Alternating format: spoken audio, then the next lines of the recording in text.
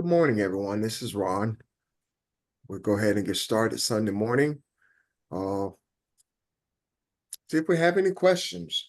On yesterday, we started off with a question talking about racism. Someone sent in a question asking why did Pastor answer the question about races and the liberals being racist and why were they the most dangerous? So we start off the day talking about racism, and it led into some other discussions. We talked about the feminine energy and the words in red, Jesus's words, and what they really meant in a more spiritual saying, the looking at the spiritual quality of them, and we concluded that is femininity. At what to just add to what we've been saying all along, and how that rather enriches the words and makes it make sense to where we are right now in the journey that we're on. We talked about that led to talking about times being sped up and being in rhythm with the universe, and as a means to that, and just living your life aligning with truth is what we were. And I'm sure I'm just hitting the sort of the highlights of it. But are there any things that you want to add to that, or any questions or comments you have about yesterday's discussion? Anyone? Are there any questions that you may have on your own, something outside of what we discussed yesterday? Hey, Ron, this is Charles. Hey, I know I Charles. haven't been in a lot of this section. I want to know, you remember the scripture saying it's hard for a rich man to come in the kingdom or to go through the eye of a needle? Uh-huh. I want everybody to explain to me, you mean to tell me that people that rich, got money, and they can't enter the kingdom of God because the money tainting them, or is the tension of your heart? But what if the rich man got a good heart and he do what's right? He's still not welcome in the kingdom? Good question, Charles. Let's discuss that. Let's discuss that. I think we visited that before, but I think that has a lot to do with being in a community, being loving, compassionate, and the sharing and all that. But just from the class, what do you guys think of that question? Where is that scripture? I know it's in Matthew somewhere, right? Anybody know right offhand where that is, so we could read the verse?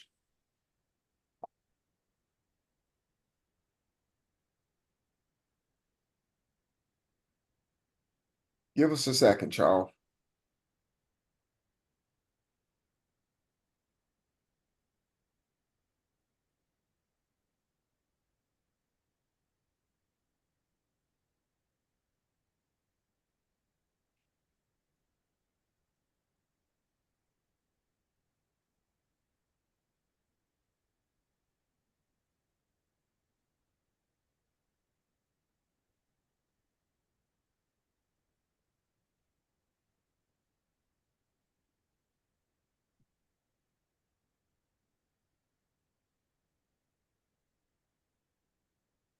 Is it Luke 18?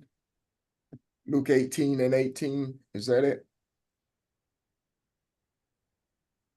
Read it, Ron. Hold on, I just looked it up. I'm going to it right now.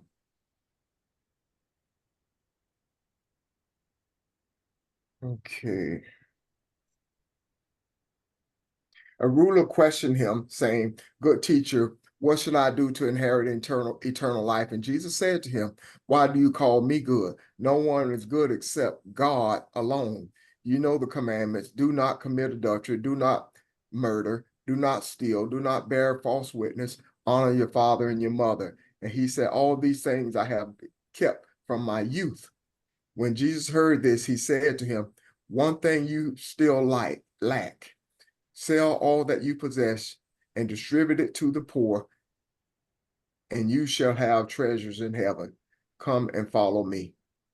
That's Luke 18, verse 18 through 23. Anybody want to start the discussion?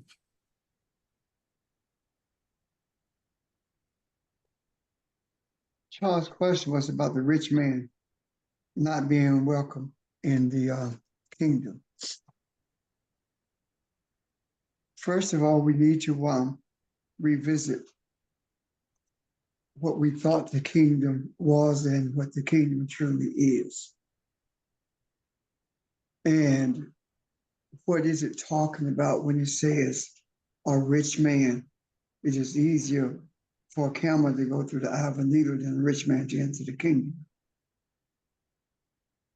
We were taught that the kingdom was this invisible place that's beyond the clouds in the midst of the stars. That's what we were taught. But subsequently, we have been shown that the kingdom is within.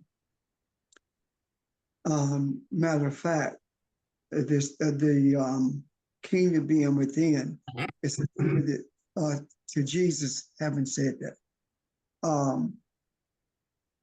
As far as going into the kingdom, I believe that is talking about a rich man who lend more credence, more value to his wealth than it does to the community or to people in his midst. And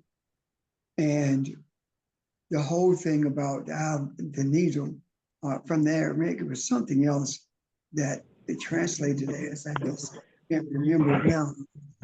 Based on what we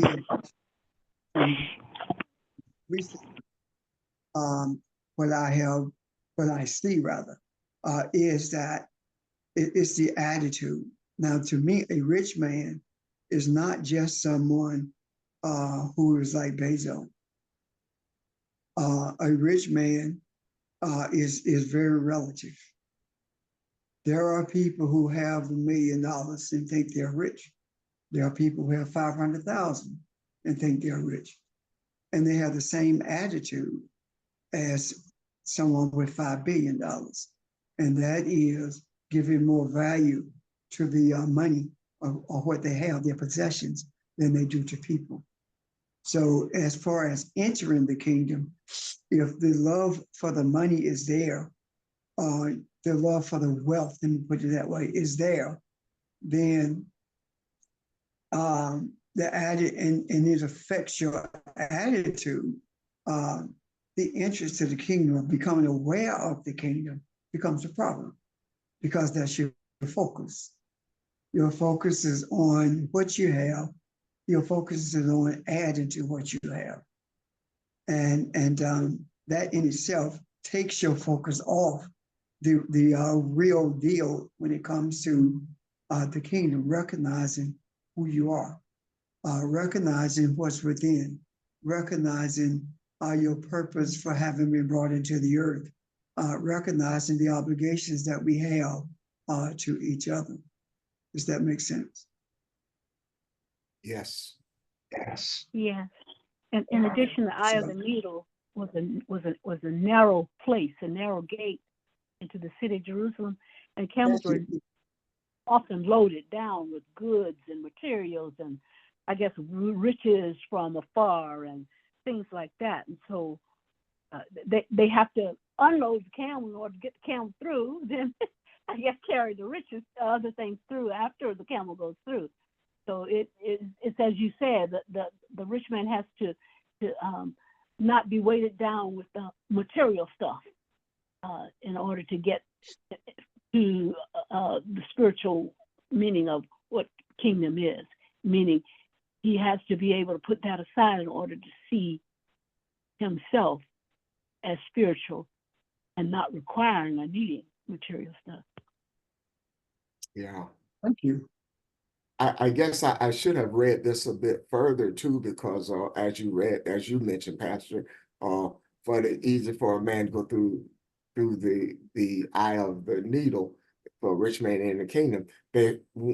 They who heard it said that who can be saved? But he said the thing that is impossible with people is possible with God. It's where we are today. People still think that's why Trump has such a huge following. People think if you're popular and you have money and that gives you status and that makes you wise, it makes you godly, it gives you privilege that is spiritual, and that is no different than it is today. And that only applies to Europeans. It doesn't matter how much money you have if you're a person of color, you don't have that status. Yeah. I mean, think about it. LeBron James is a real billionaire, but he does not have the status of a Trump or baseball for that matter. Right. So I hope we have addressed it, Charles. You did, because a lot of people be thinking, man, if money's gonna take me like that, I need to leave it alone. Well, You understand what I'm saying? no, it don't have to be money, Charles. It could be a house. It could be a Maserati, a car. But it's what you perceive wealth to be. Okay. Because So, I knew it was the intent of your heart. yes, it's the focus of your heart. Okay. Thank you, everyone. You're welcome and thank you. So, question, so money is not the issue, it's the intent of the heart and the focus. Absolutely. Okay. Yeah. There's another part of this that I think bears attention. He does not mention all of the 10 Commandments. He only mentions about half of them. Anyone have any thought towards that and the relationship that these have with the principles of Mayah? Anybody have any thoughts? Read them again, please. You know the commandments: do not commit adultery, do not murder, do not steal, do not bear false witness, honor your father and mother. All of those are related to Mayah. Yes. The one that's totally misunderstood is the first one. Commit adultery. Yep. Okay. If you're going to base it on what the scriptures are saying, it said, God said that you are an adulterous nation, right? Yes. And the reason that they were called an adulterous nation is because they were seeking to worship other gods. They were not called an adulterous nation because they were physically committing adultery. It was adulterous gods. Yeah. I mean, it was other gods, rather, that they were intimate with. So he is an But example. I'm sorry, go ahead, Bart. I'm sorry, I finished your thought, Ron.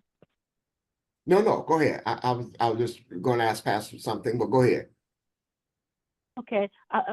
In addition to what Pastor said, adultery is intimacy with someone or something to some extent. And we're adulterous when we put our money before who we are spiritually. If we value anything more than who we are spiritually, if we are intimate with, if we want that, if we desire that, more than wanting to know who we are spiritually, in a sense, that's adultery as well, because it's belief and having intimacy with that desire, that intent for anything other than the God that you are, or the creator that created you. Yeah.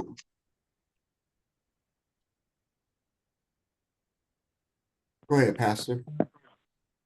I just say absolutely, she's absolutely correct, because this ties right into Charles's question, Yeah. the relativity of it. And when we talk about the others that he mentioned, they are pretty much self-explanatory, you know? Read them again, Ron, the last three. The next one was do not murder, do not steal, do not bear false witness, and honor your father and mother. All of those, I have not stolen from anyone. You see, I have not Yeah. lied. But the principles of Mayat are evident right there. This in itself shows us how those principles were manipulated. You know. I think the thing that I see here too, and you guys are speaking to it, is the laws of Mayat is an intimacy that you have within. It is a desire, deep desire, and a compassion for truth, and that, because do not commit adultery makes the assumption that you're in a relationship.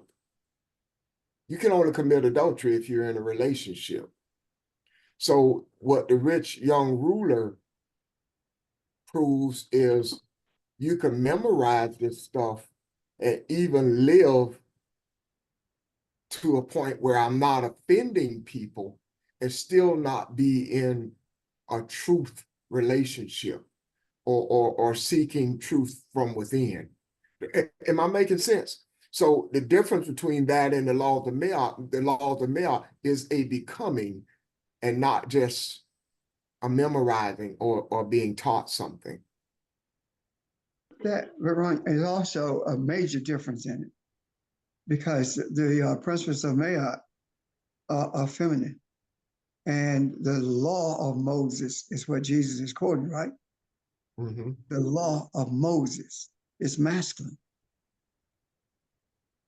So it carries different connotation than that of Mayat.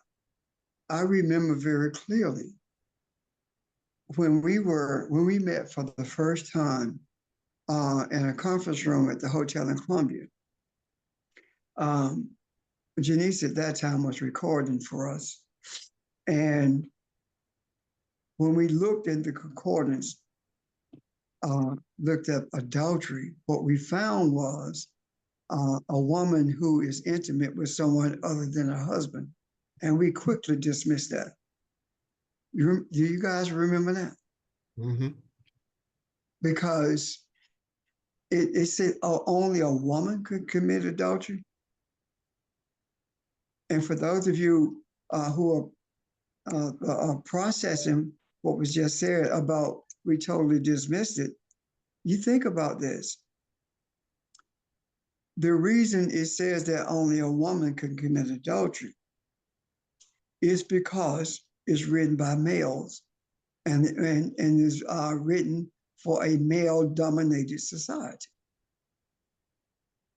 And the absence of adultery being attributed to a man is because men wrote it. This is the other thing. There is absolutely nothing spiritual about it at all. If it were spiritual, then it would not say only a woman can commit adultery. That is dealing with the material world that dominates female, that seeks to dominate females and to denigrate females and to free the male from any fault or guilt or anything for what he does. Does that make sense? Yes, it makes sense. Yes. 'Cause when you look at Judaism or Christianity, both of them are the same way. Both of them are male dominated. And they are not, by any stretch of the imagination, making them apply to men. I'm done. I have a But question. does not Mayat, Bob, go ahead. I'm sorry. We keep doing that. I apologize. Go ahead. well, no, I apologize. I just don't want to leave that before you go to your next question. Okay. But my question, my question and comment, I guess, is does that not mean that Mayat is a deeper understanding than a woman committing adultery with a man? Because Mayat says that you've got to understand the masculine energy aspect of yourself as well as the feminine energy aspect of yourself, and those have to be balanced. And if you are out of balance with yourself, you are subject to do anything. And so Mayat takes it a step further, and does not just say a relationship with a man by gender, but it's an internal spiritual kind of thing that says a relationship with yourself even, because Yes. you can't be in balance with anyone else external to yourself, although you are not really external. But you see what I'm saying? If you don't know Yes. who you are, if you don't appreciate who you are, if you don't respect who you are, if you don't love who you are, how are you going to be able to do that with someone you perceive as apart from you? And I'm not saying they really are apart. I'm just saying someone else. Thank you. I agree. I agree wholeheartedly with that. Because if it's spiritual, it is all about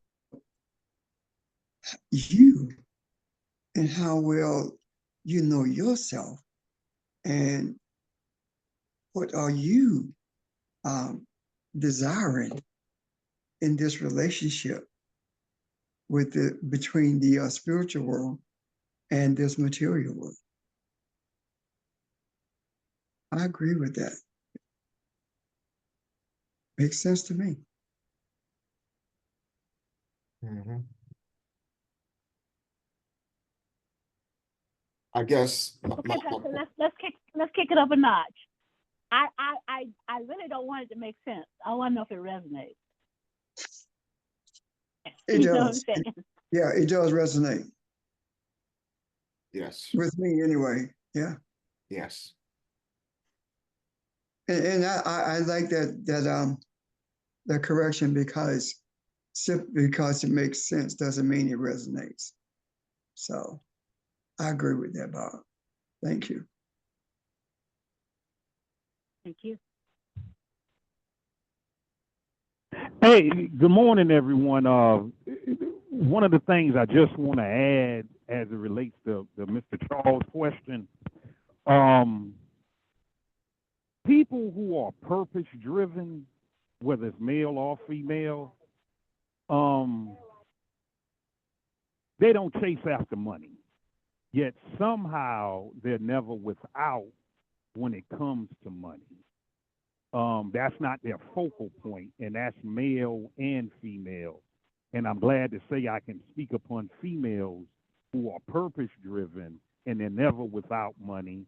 And I'm glad to say I can speak of amongst males who are purpose-driven and their conversation or their maneuverability is not about money. The other thing that I want to add, based upon what was said about step it up a notch, the African American male who has purpose in their maneuverability, they ain't too much chasing after the scent of a female. That's not saying that they won't chase a female. They just won't chase after the scent of a female. What does that mean? What so does that that's- mean? What does what mean? The scent? The scent, yeah. What you see physically. What you just see physically. Ooh, she's dynamite. She got a nice shape. Okay, I got you. If you're talking about sight, yeah, but scent took me to a smell. Yet a purpose-driven African American male, he operates more on his inner eye or inner ear, as it relates to that.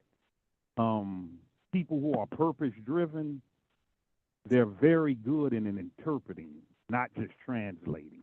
So that's all I had to say about the rich man in the eye of the needle. Thank you. What do you mean by purpose-driven, George? Purpose-driven. Purpose, just to give an example. And I can only apply it to me. Whatever I do has to benefit Greater New Faith Foundation. It even has to benefit my enemy. Very difficult in doing. Keeping my eyes on my own paper. Purpose, because the minute I take my eyes off my own paper and I put it on your paper, your maneuverability becomes my distraction. Knowing that by being purpose-driven, even with good due diligence, there's going to be a hiccup. Now, without due diligence, there's going to be more of a hiccup. Just staying focused on, if the focus is feminine energy, and that's all I'm focusing on, feminine energy, then the material world or physical world doesn't really stand a chance on knocking me off my A game. Will it make an attempt? Of course. Yet if I'm purpose-driven of knowing everything I can know about the 42 laws of Ma'at, feminine energy, bada bang, bada boom, that's what I mean by purpose-driven. And I hope I was able to answer your question. Thank you. Audrey?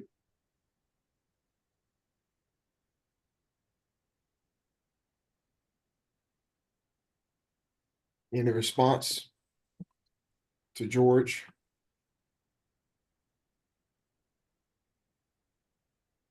Hey, y'all, I'm about to go up in this store and I'm going to disconnect from you all and I'll get back with you. So if a question does come my way, I'm not ignoring you. I just got to give some attention to this store. Thank you very much. Okay, thank you. Go ahead, Audrey.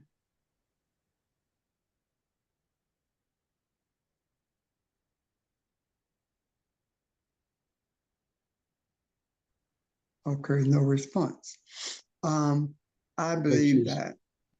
Okay, go ahead. Go ahead, Audrey. You Oh, unmuted. thank you.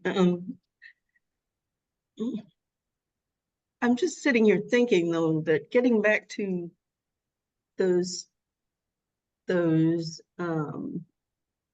commandments that were quoted to the rich ruler. It seems to me that Jesus or whoever, whatever, was sort of dealing with probably the issues that would come up in terms of a person being wealthy. Because, I mean, when you bring up people like Bezos and Trump or whoever,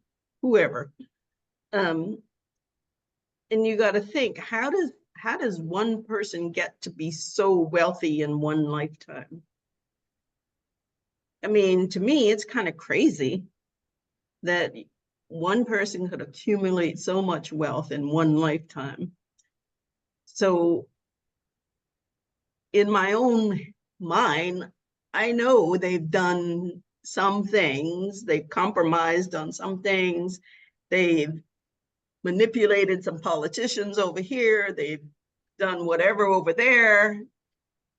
So I think he was addressing all the likely things that could possibly have helped this young man be so wealthy.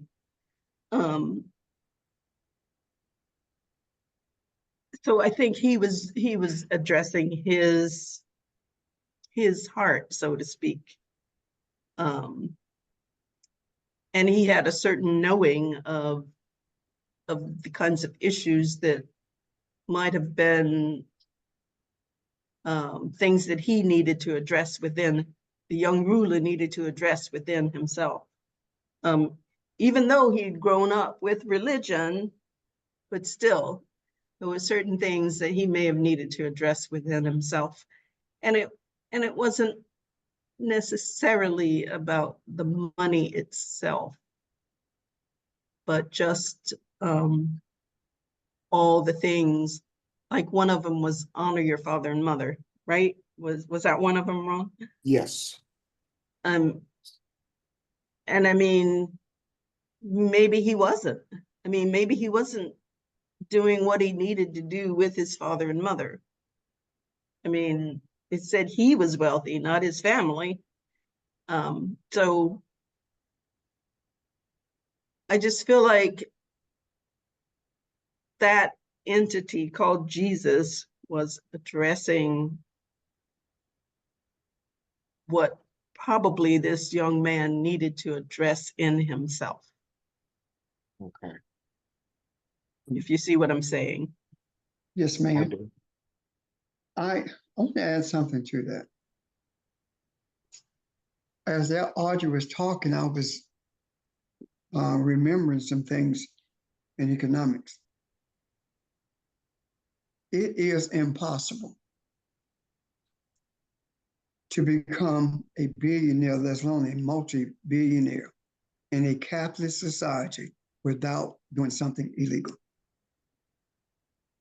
It's impossible. It just doesn't work that way. The only reason that you can become that wealthy in a capitalist society, the only way to do that is that you are a manipulative socialist and everyone else who are struggling are capitalists. If you make a mistake in your finances in capitalism, you on your own. But when General Motors was going out of business, what happened? The government propped it up. McDonald's received government support.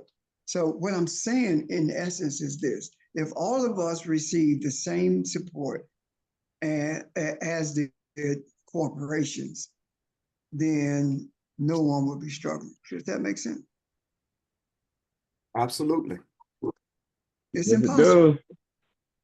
It's impossible for that to happen if you look at it from the standards of economics. I'm done. Okay. I have a question. These commandments that were quoted were taken directly from Mayock. We know that. My question is this: the people on this phone right now, do we have the power to set these words free? Here's what I'm saying.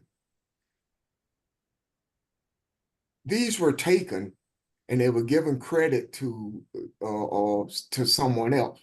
They were given credit to Moses, but that doesn't take away the spiritual energy that they contain. What if these words have been laying dormant for so long and there have been people struggling trying to understand their meaning, but religion has gotten in the way? Are we at this point setting these truths free?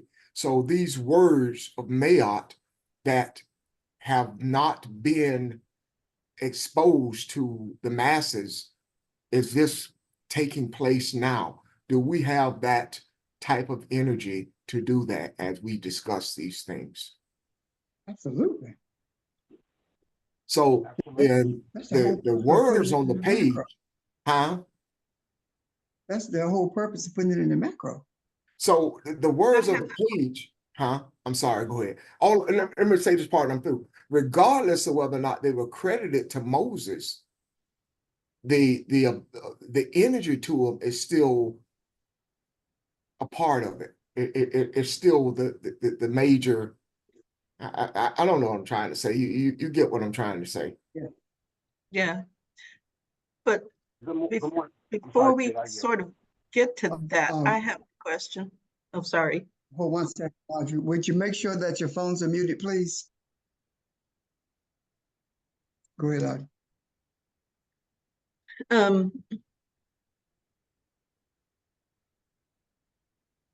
This is a hard question to ask. Because anyway, I guess I'll just ask it. Are we also coming out of adultery? Yes. Mm. Yes, we are.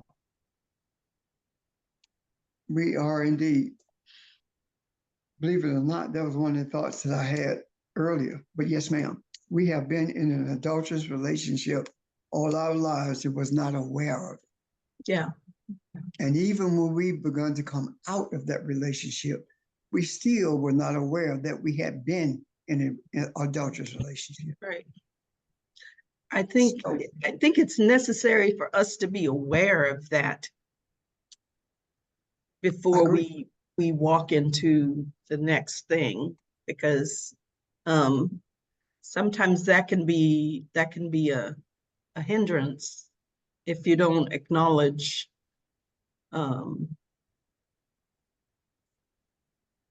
or in other words, repent. Yeah, I was going to say that goes in line with what we talked about Monday, the forgiveness thing, asking for forgiveness. We're involved in that as well. Right. But So, the other thing is this, that also speaks to everyone on this phone. The question becomes, are you making attempts to continue in an adulterous relationship at the same time that you're seeking to become spiritual? Well, you can't serve two masters. You can't serve two gods. You're going to love one or hate the other one. So that's a decision that everyone on this phone has to come to grips with.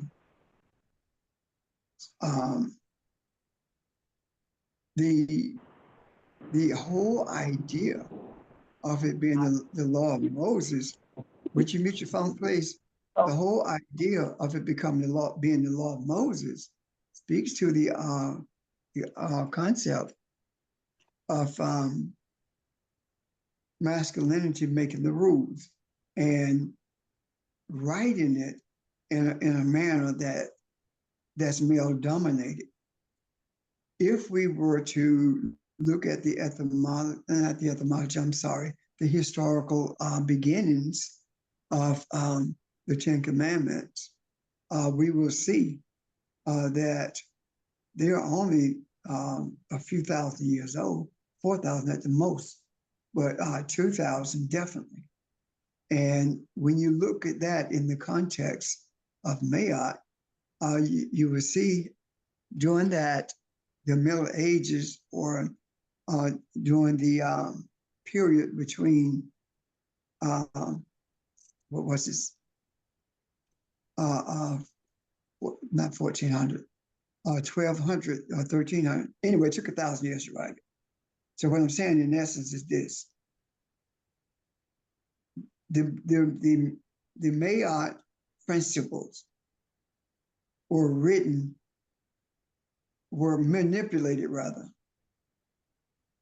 so that they would fit a male perspective. And what we were doing in this adulterous relationship was elevating the principles of masculinity as opposed to the principles of male. Did we know about them? No. So what is the bottom line?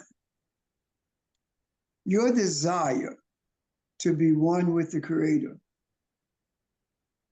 frees you of the guilt, because that's all you knew. You were truly believing in what you were taught.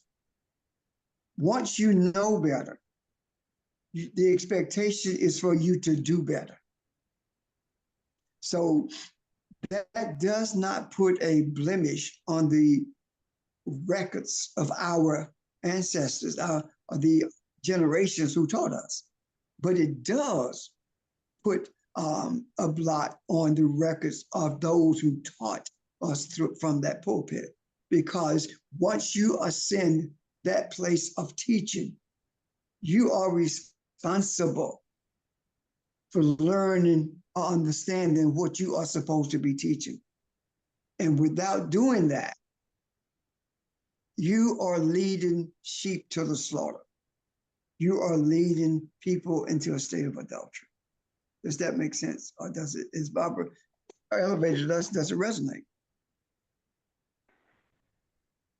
So it's important to mention that. And I do believe that we have an obligation to revisit this probably for the next 2 or 3 sessions. Why? Because we have to make sure that we never forget you are either going to continue to be in an adulterous relationship, or you're going to be in a relationship with our Creator. I'm done. You know, you think about. That's George. Morning, George. Go ahead. I'm sorry. No. Good morning, Ron. Good morning, everyone. I appreciate, our spiritual enlightenment, and as we discuss this particular verse, Ron, that you mentioned in Luke. And when I look at this, it also had me to look at Mark chapter 12, verse 29, that also spoke about commandments. And it talked about the most important commandment was to listen, Israel, the Lord your God is one. Now, again, in reference to looking at the Old Testament, we have, again, the scripture Deuteronomy 6, chapter 4. And what I'm trying to do is just reflect on, we have commandments. We have the laws of Ma'at. We have principles. And I believe that principle of what is the most important commandment, and I think it related to what Barbara mentioned earlier in terms of to know thyself or to love yourself. So as we speak about forgiveness, I believe that it's a gateway or portal where we have the opportunity of forgiving ourselves, where now we're able to come into that knowing that we were given these commandments, but as we now, look at the process of becoming, when we talk about, again, the African term,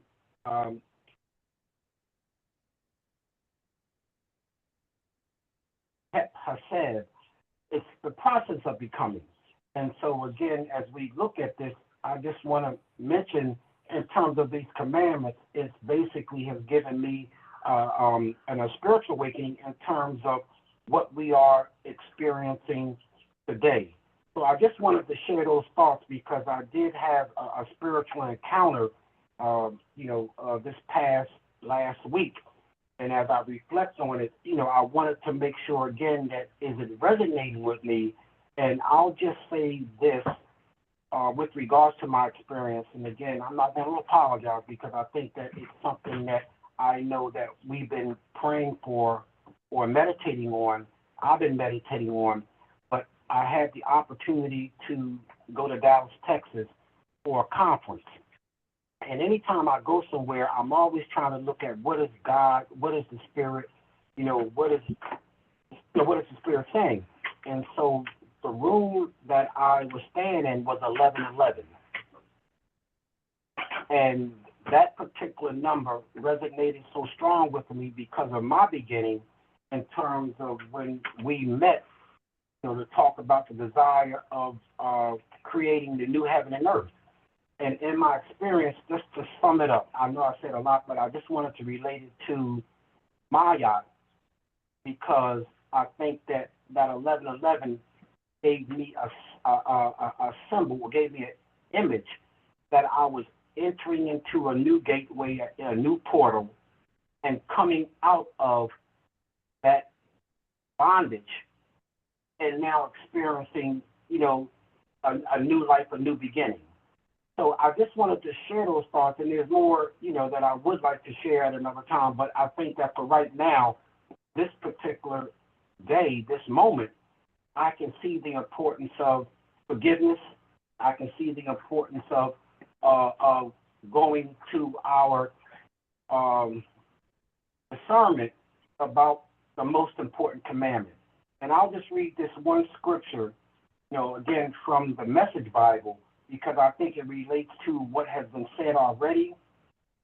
But in Mark chapter 12, verse 29, verse through 31, it says, Jesus said, the first in importance is listen, Israel.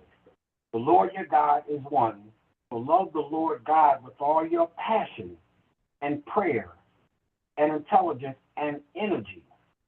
And we, of course, know the second commandment, and here is the second, love others as well as yourself. There is no other commandment that ranks with these. So I know that we have, commandments and we have laws, but if we can get that first understanding, that first spiritual understanding, man, woman, know thyself, and forgive ourselves for what we may have not totally understood, or we got it taught in a way that we wasn't digging deeper in terms of what we desire to seek. But I just wanted to sum it up to say again, I appreciate visiting these commandments, because we know, as Pastor mentioned, that 8 of the 10 commandments were definitely written from the laws of Maya. So I just want to share those thoughts. I know I said a lot, but I thank you for letting me get it out of my spirit. Thank you. I'm done, unless there's any questions.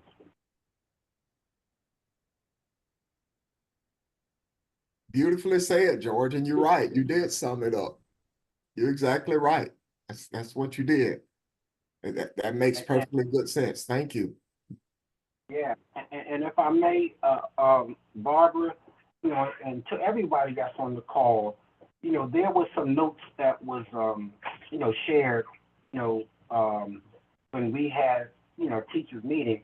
And again, I'm only saying because I went back to look at 11:11:11, and there was definitely something that was documented that we wrote, and I think is relevant to the time that we are in now. And when we were talking about judgment and disorder, it talked about the enslavement to the God of time, being in bondage to time, and holding time hostage through unforgiveness of others. When we don't forgive, we are held in the same time period of the incident because we think about it. We are there. And then there's some other things, but at the same time, again, I think it's, again, profound, where, again, when I, was in this mindset and meditative state about 11:11:11, this particular writing came back to me, and maybe we may be able to revisit that, as we, continue our spiritual journey. Again, I'm done. Thank you for letting me share again. Thank you, George. Thank you. Anyone want to comment on George? What he said? Thank you, George. All I want to say, this is Barbara, all I want to say is that knowing what we know now, forgive and move on. And that forgiveness we don't have to be held in bondage with that anymore. We don't have to wonder if we said it enough. or if we felt it Yeah. deeply enough, or if Yeah. we, we don't have to put any parameters around saying, okay, I was wrong. I forgive myself. I'm moving on. And that's all it takes. The ego tries to entrap us into having these judgmental feelings about all of that stuff as a way of handcuffing us again and holding us again. But we are gods in this earth. And and we are creators in this earth. And as easily as we created the mess, we create the solution and we move on. And don't even worry about all the stuff that held us before. Thank you. What you said, Barbara, I understand it because it take me back to Jonah. Because God would want Jonah to preach what he was saying and so that people can get forgiveness. And when he did do what he did, he got up on a juniper tree and he was still pissed off. So I understand what you're saying.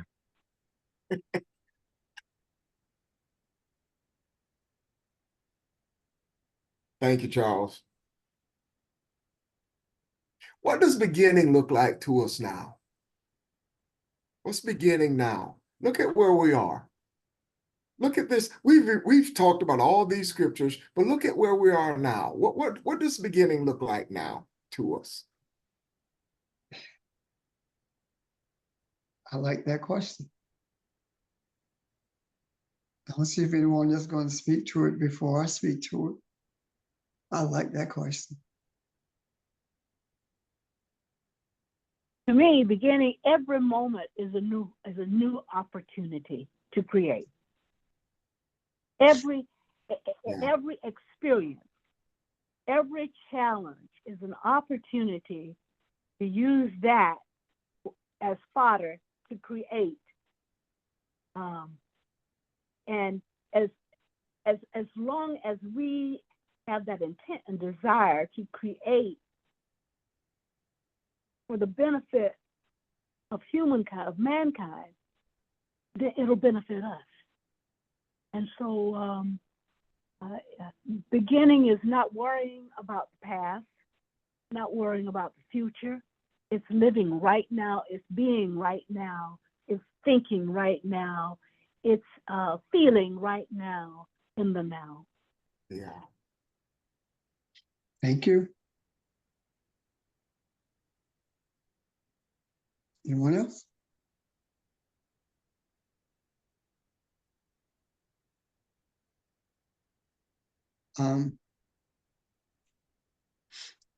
Question I think was, what does beginning look like, right? Where are we? We are still in the same place. What we are doing now is processing spiritually. There was a time when we processed with our material/academic minds. Mm-hmm. Now that is not happening. Excuse me. We are processing from our spiritual essence. So what does that mean in relationship to the material world that we physically live in? When we are processing on a continuous basis, spiritually and physically in this world, that means we are living in both worlds, the spiritual and the material. As above, so is below, has to take place with you before it becomes a reality to anyone else. When we are processing spiritually, we recognize that there is no movement in terms of bringing things into existence when in spirituality.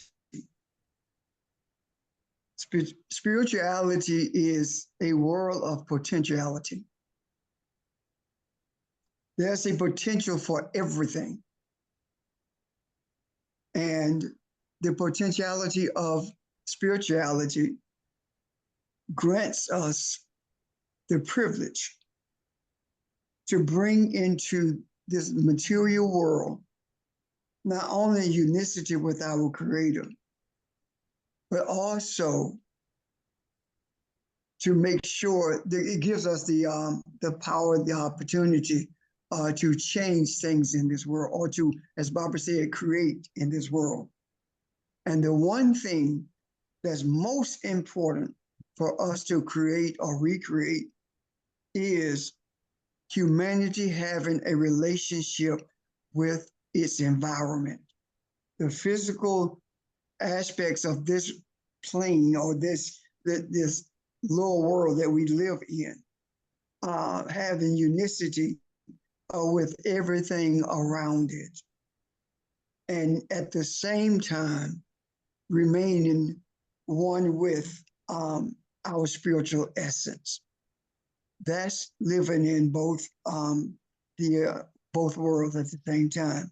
And I struggle not to say upper world as opposed to the spiritual world and material world, because the spiritual world is just as much with us as is the material world.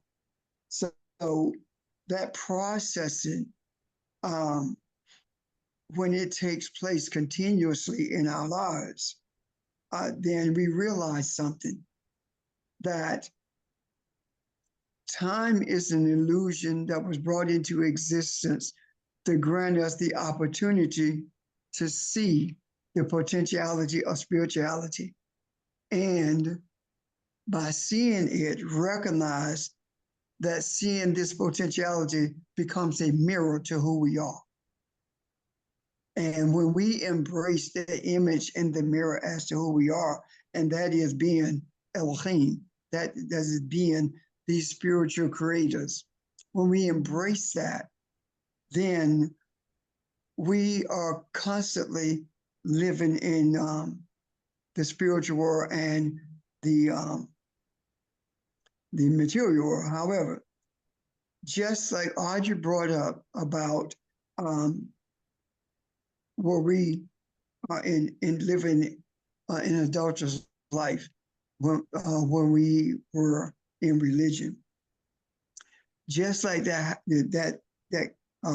response to that, you cannot have an intimacy with this material world and have intimacy with the spiritual essence of your being.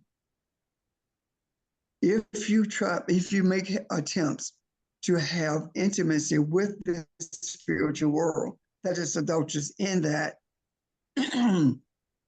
we are looking at this physical world as being all we desire it to be. And let me give you an example of that. Well, let me say this. I'm asked this. Is there a question before I go forward? Is this resonating so far? Yes. So, what does it look like when we are living in this material world and passing it off as us being spiritual? When you are living totally in this material world, you don't see clearly spiritually. It's impossible for that to happen. That is the reason that we as a people don't know what freedom looks like. We have been talking about freedom for hundreds of years, thousands of years. We've been talking about freedom. My question is, what does freedom look like to you? Think about that for a second. What does freedom look like to you? If we were free today from this cycle, psychological chains or bondage that we're in, this economic bondage that we're in, what would that look like to you? Think about that. And now I'm going to ask you another question. Be honest, please, at least unto yourself.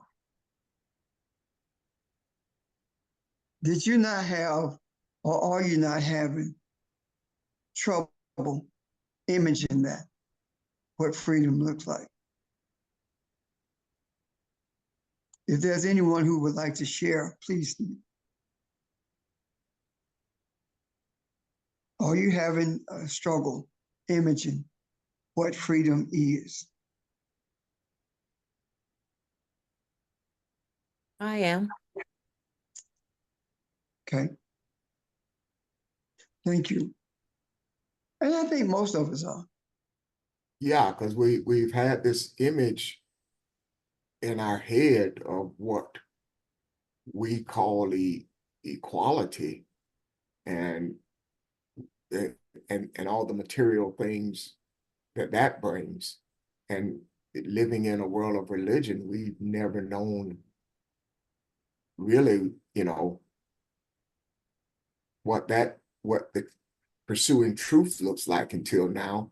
So it just kind of puts a different light in your head, you know. But before, all we had was hope based on what we told the scriptures meant, and relying that to the struggle, the everyday struggle. So that's the image that I think most, if not all of us, have. And also, Ron, you know, think about, you know, Juneteenth, and we talk about, you know, July 4th. I mean, Yeah.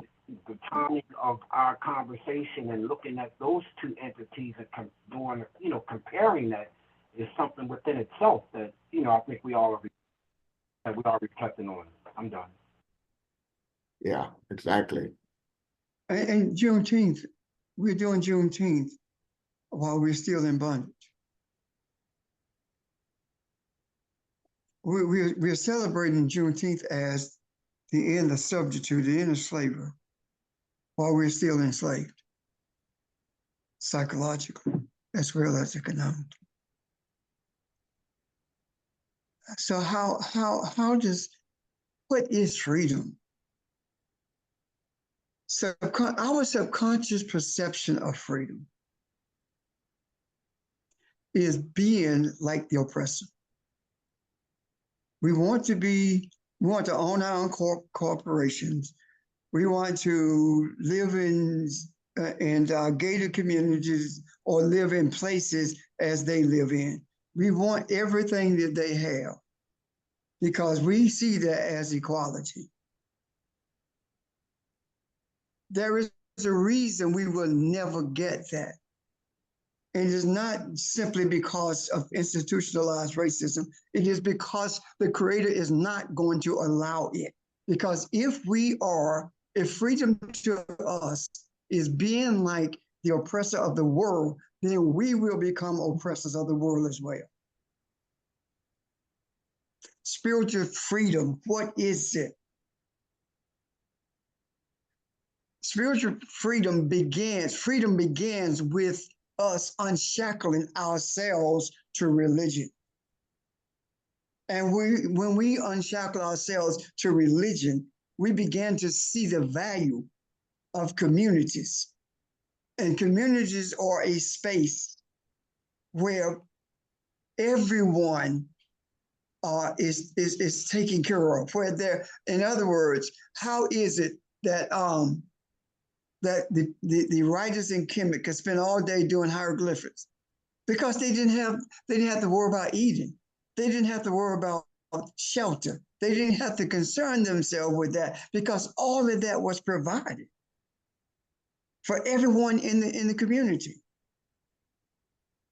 So freedom is having the opportunity to bring others to a space of understanding the spiritual essence of us all. It is not about this material world. When we have spoken of freedom in the past, all of it was material. every single bit of it. Now, one thing we can name that was not material when we had this concept of what freedom looks like. We are more free now than we have ever been. And the freedom that we have embraced without even knowing we have embraced it grants us opportunity to create a world of balance.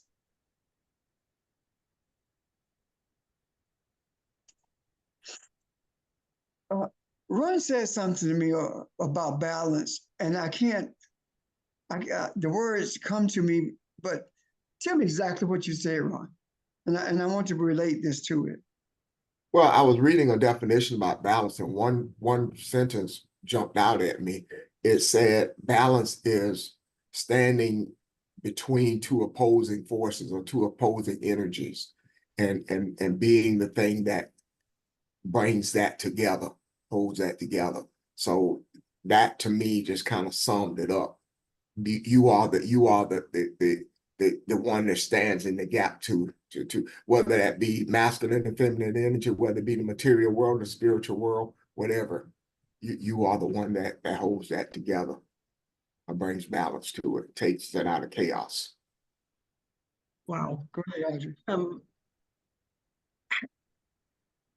I'm just amazed because when I was doing a meditation this morning, I saw exactly that. I saw this spiritual world that we've lived in, and I saw this new thing, and I saw myself standing in the middle. Mm-hmm. Wow. So I don't know. That's what I saw this morning. What did that mean to you?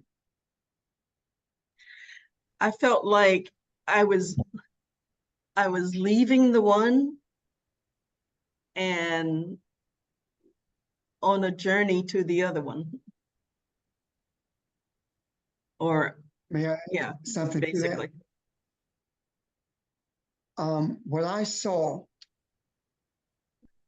when Ron brought that mentioned that to me was we are balanced right now. We are the balance that we have been looking for. Meaning that standing between opposing forces, there is a force that is greedy, dangerous, and materialistic, totally. There is a force of spirituality. And what balances that? Everything from this physical world, this material world, filters through those who are standing in the gap. And the energy of all of those unhealthy things that exist in the material world, that energy is repurposed by us who are standing in the gap. Our discussions talk about putting it in the macro. We are repurposing chaotic energy. And it becomes organized energy as it filters through. What do I mean by that? When we put something in the macro, we begin to hear other people talking about it. Am I right? Yeah. I know I am, so I'm gonna move on. Yes. We hear other people saying it. What does that mean? It means that energy filtered through us, and the verbiage changed because that is the essence of the balance that we are. Does that make sense, guys? Is it resonating? It does, yes. Yeah. So, go ahead. I'm going to wait till you finish. Okay. So what I am saying in essence is, as long as we look for balance, we will never see it. because we are looking at the future. How is it that we know that being spiritual means that regardless of what's going on, it's in the now? And what we are seeing are illusions of a world that needs to be brought to a place of balance. That's what we've been saying. It doesn't happen in the future. It is now as we are. Does that make sense so far? Yes. We are the balance. Yes. We have been missing the boat when it comes to this sense of balance. That is the reason we have not seen a manifested change. Is because we are looking for it. And all we have to do is look in the mirror, and we will see that we are a filter that repurposes energy for humanity. Any questions? Hey, Reverend Richard, I'm just not getting back with y'all. Did I hear you correctly when you stated that we have more freedom than we've ever had before? Did I hear that correctly? You did, but I was talking about spiritually. Oh, and Rev, this is just my stance on it. I think that's one of our albatross that, well, I'm not gonna say that can be my albatross. Because in being free,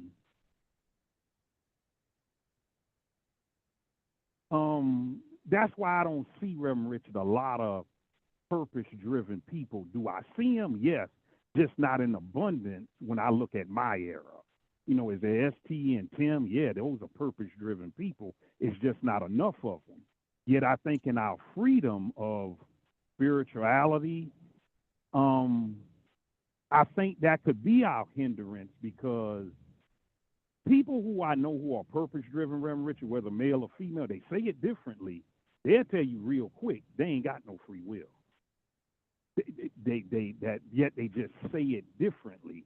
So I do take the stance of, in our freedom, we've gotten content. We got lazy. Okay, George, let me say this, please. Everything that you have said relates to the material world. It relates to a future place where we need to be, because there's just not enough of us. It doesn't take but one. And let me explain that to you, if I may. It only takes one.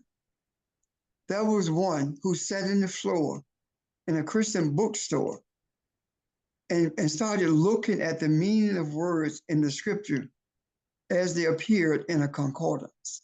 Never had access or never knew a concordance existed.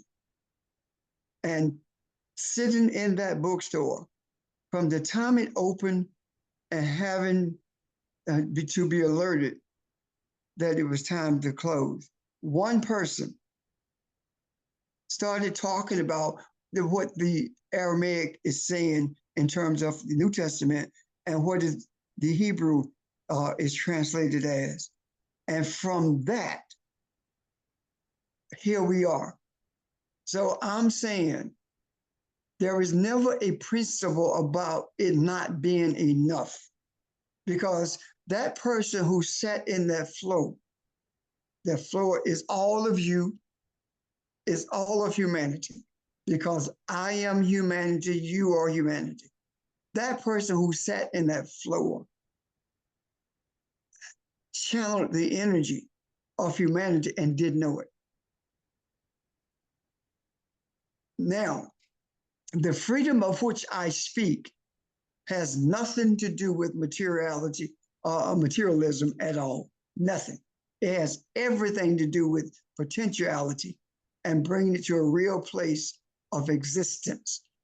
And the only way to bring spirituality to a place, a true place of existence, is by always living in the now, meaning that what you see with your eyes are an illusion that is designed for the purpose of you bringing balance to the earth or being the balance in this world.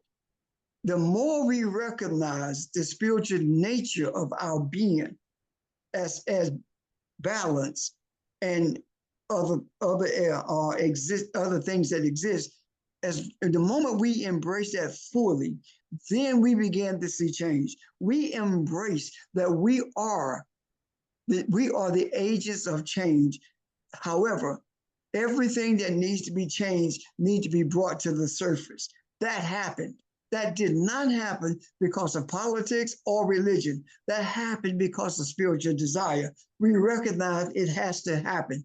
Now, we're at a place where nothing has to happen. Everything is already happening. It's simply, we don't have a manifestation of all of that because we have not embraced, we have not even recognized, and I'm definitely included in this, that we are the balance. When the understanding that we, us being in the gap, when that was brought to me, when that was stated to me, I saw immediately that we are the balance. Does that make sense, Mr. Jordan? Yes and no, yet I'll figure it out in a couple of days, though. Thank you. Okay, if you don't, give me a call. I'm available. Vermeil, I think it was you who had a question as well. Yes, when Audrey and was describing her dream, the words peace in chaos, within chaos, entered my mind. Is that the same as balance? Yes, ma'am. Okay. Yes, ma'am. See, if the ones who are spiritual are afraid of what is to come, you're not balanced. You have to be at peace with everything, regardless of what happens. That's balance. Right now, I can go into the political aspects of what happened during that debate, and people are afraid because they're afraid of Trump. That's, if any of you are experiencing that, then you're not balanced yet. You have not embraced the reality of being balanced, I should say. You've not embraced that reality. And listen at my speech. It's even difficult for me to stay on point with us being balanced because we have been looking for balance for so long. Meaning that when I say you're not balanced yet, that is not the verbiage that I should have used. Is that we have not embraced the reality that we are balanced, and the universe has been showing us this forever and a day in all kinds of ways. And now it had to hit us over the head, so to speak, in order for us to get to this point. And in doing so, it removed the false ideas that we had about what freedom looks like. Those subconscious ideas of freedom. Those ideas of freedom, if they are to be with doing the same things that the oppressor is doing or has done, then that means that we have to buy into systemic racism. That we have to buy into what's going on in Gaza. We are balanced. We affect everything. We bring everything to the surface. Humanity receives what we put in the macro, the energy of what's happening. They receive it because we have gotten to a place of knowing, so that we know what standing in the gap means. We know what it feels like to repurpose energy because we have seen the results. Does that help you, Vermeil, and everyone else? Yes, but I have another question behind that. Mhm. Then we were just talking about freedom. So when we resonate being balanced, then the change, then the freedom can happen in a twinkling of an eye. Not can, it does. It does. Okay, I need to settle Oh. that with it. Okay. Because when we say Can I- twinkling of an eye, my physical mind thinks it'll be so quickly out, will just be there. That's correct. It's already there. It's just, You haven't embraced it. okay, all right. There is no freedom to be found in this material world. Even if we are not talking about bondage, psychological bondage, in this material world, we are enslaved by things. Freedom is found within.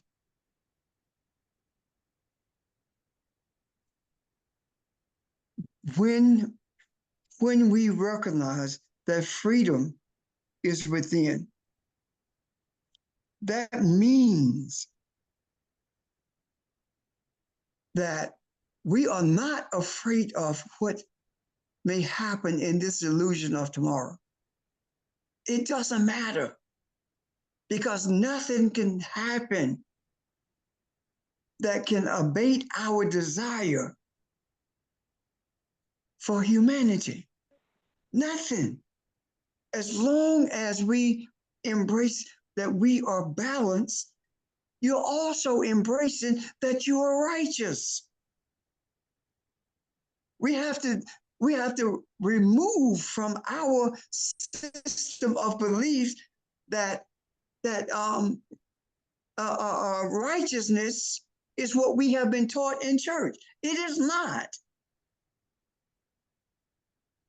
Righteousness is the desire we have for humanity, regardless of whether they are Trump or whether they are Audrey. It doesn't matter. Our desires for humanity are the same. And I know that's a real false equivalency when I talk about Audrey and Trump. That's from one to the other. Yeah. But you understand what I'm saying, or at least making every effort to say. This is it resonating? I guess that's what I want to ask you.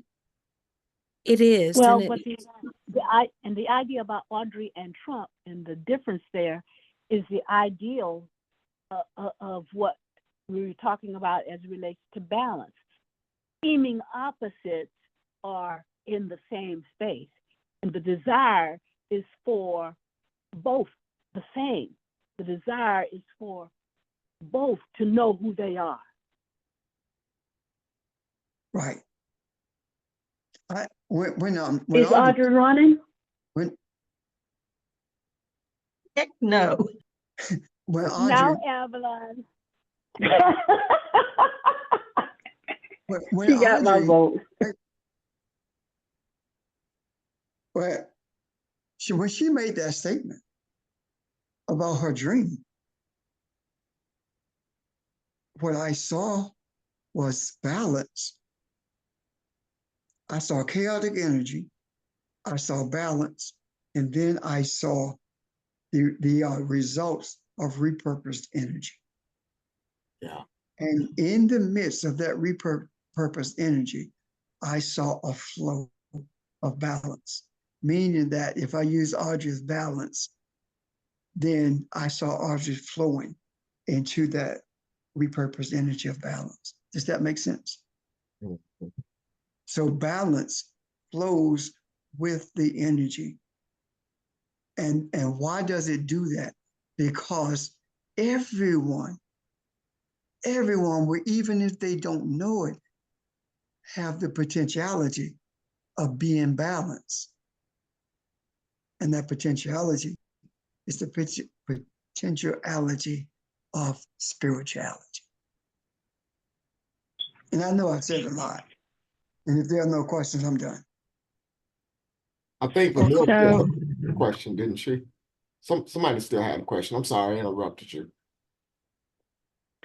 So I guess my takeaway when I think about, okay, what you're talking about with balance, and then George's statement that, freedom isn't always a good thing for him in his life.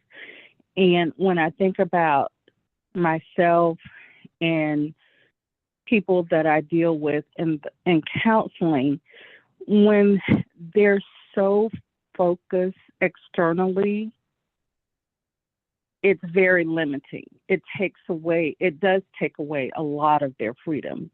When you move back towards balance and you focus on, using George's words, your purpose.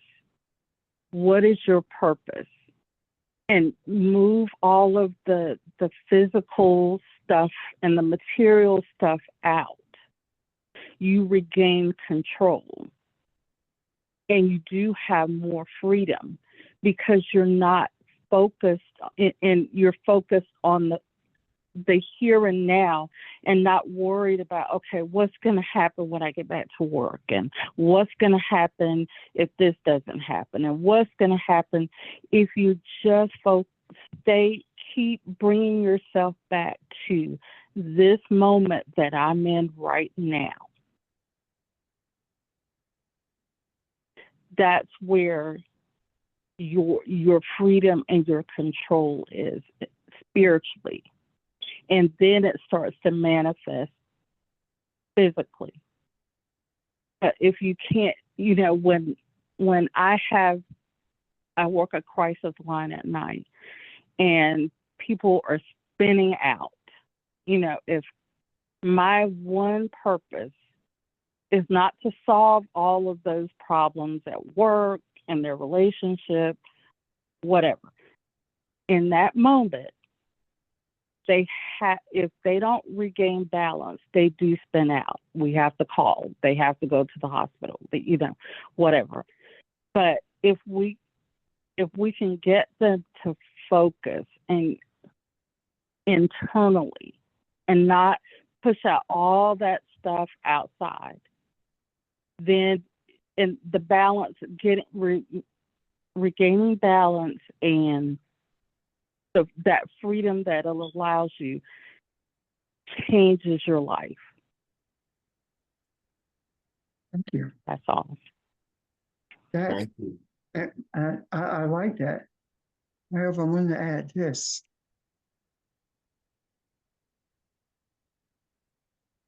I don't desire them to regain balance. My desire for them is to know that they are balanced. They're stronger than anything that they see with their eyes or experience in a physical way. Does that make sense, Monique? Absolutely. And you definitely said yes. So this idea of freedom that's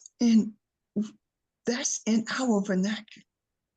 That's in our essence. We have just been visiting or contemplating freedom based upon what we have seen with our eyes and academic assessments of what freedom is, and that is in relationship to European. And that's what our idea of freedom has been, that has been the target, rather, of our idea of freedom. And that's the reason we have gone through all of these changes in this bondage that we have been in. But I'm declaring that you don't have to be in bondage with what you see with your eyes. Embrace the reality that you are balanced. Balance is not coming. Balance is not going. Balance is who you are. Out of all that I've said, the bottom line is this: embrace that you are balanced. I said to someone, I can't remember who I was talking to, that when I sit on that porch,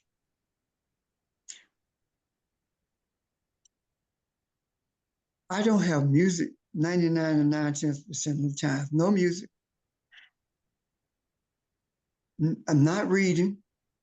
It could, because most times at night I'm on that porch 10, 12 hours. All I'm doing is sitting. And as I sit there reverencing the ancestors and speaking the reality that I'm open to anything that the ancestors seek to bring to my remembrance. And as a result of that, I am able, I said to Ron once, I said to Ron, we'll talk about something that we're going to talk about, or whatever we had talked about. And I said to Ron this: I can talk about anything. It doesn't matter what you bring up. I got it. Why did I say that? That's not arrogance. That's knowing who you are.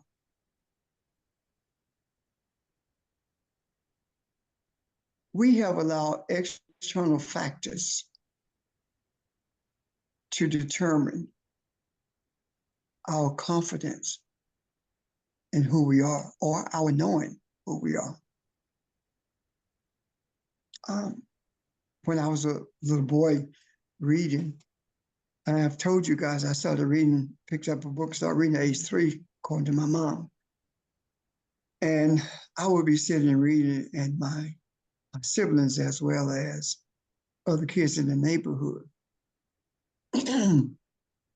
they called me a bookworm.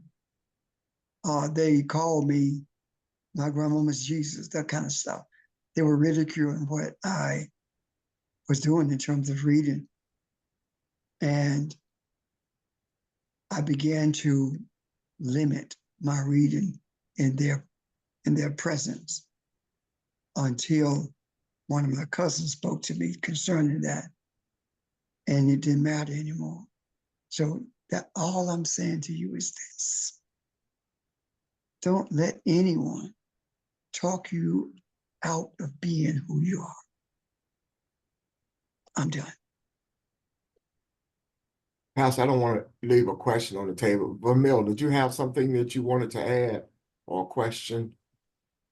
No, I think it clarity came in the talk. Okay. Okay, very good. Thank you. Anyone else? You're welcome. Anyone else, questions or a comment? Okay, great place to stop. Great place to call it a day. A lot is being discussed, kind of mull it over, and I think we're in a beautiful place, y'all. So have a great day, and look forward to seeing you tomorrow evening, 6 o'clock. Thank y'all. Thank you. All right. Bye. Thank you, everyone. Bye, Bye. everybody. Bye-bye. Bye-bye.